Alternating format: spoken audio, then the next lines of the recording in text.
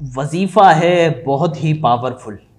کیونکہ یہ وظیفہ روایت کرتے ہیں حضرت علی کرم اللہ وجہہ الکریم، شیر خدا حضور علیہ الصلوۃ والسلام کی تربیت میں پرورش پانے والے حضرت علی، جنہیں ہم سب کہتے ہیں مولائے علی، یہ فرماتے ہیں کہ مجھے حضور علیہ الصلوۃ والسلام نے فرمایا ہے کہ جو شخص روزانہ 100 دفعہ لا الہ الا اللہ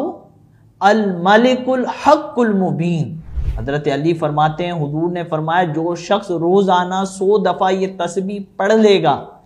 انشاءاللہ عز و جل اس کو 2 فائدے حاصل ہوں گے۔ دنیا میں اس کی کیفیت یہ ہو جائے گی کہ وہ محتاجی سے محفوظ ہو جائے گا، مال و دولت اس کے لیے، اس کا حصول اس کے لیے آسان ہو جائے گا، خیر و برکت اس کو میسر ہوگی، کاروبار کرے گا تو کامیابی پائے گا، جاب کرے گا تو عزت میں اضافہ ہوگا، سیلری بڑھ جائے گی، اس کی آمدنی میں اضافہ ہوگا۔ اور دوسری برکت اس وظیفے کے پڑھنے والے کو یہ ملے گی کہ مرنے کے بعد وحشت قبر سے اس کی حفاظت ہوگی، قبر میں اس کو خوف نہیں آئے گا، تنہائی سے وہ ڈرے گا نہیں، گھبرائے گا نہیں۔ تو اس وظیفے کا فائدہ آپ کو دنیا میں بھی ملنا ہے اور آخرت میں بھی ملنا ہے، تو اپنی زندگی کا معمول بنا لیں اس وظیفے کو پڑھنا، شاید 5 منٹ آپ کو لگیں گے۔ لا الہ الا اللہ الملک الحق المبین، لا الہ الا اللہ الملک الحق المبین، یہ وظیفہ آپ نے پڑھنا ہے۔ وظیفے کی شرائط بھی آپ نوٹ کر لیں، اول و آخر 11 بار درود پاک پڑھیے، پاک صاف لباس پہنیے، باوضو بیٹھیے، درود پاک پڑھیے 11 مرتبہ اول آخر۔ جو روحانیت کی سپیڈ رات میں ہوتی ہے وہ دن میں نہیں ہوتی۔ قرآن پاک میں فرمایا ان ناشئۃ اللیل ہی اشد وطئا واقوم قیلا، بے شک رات کا اٹھنا فرمایا نفس پہ بوجھ ہے، رات کو اٹھنا عبادت کرنا نفس پہ بوجھ ہے،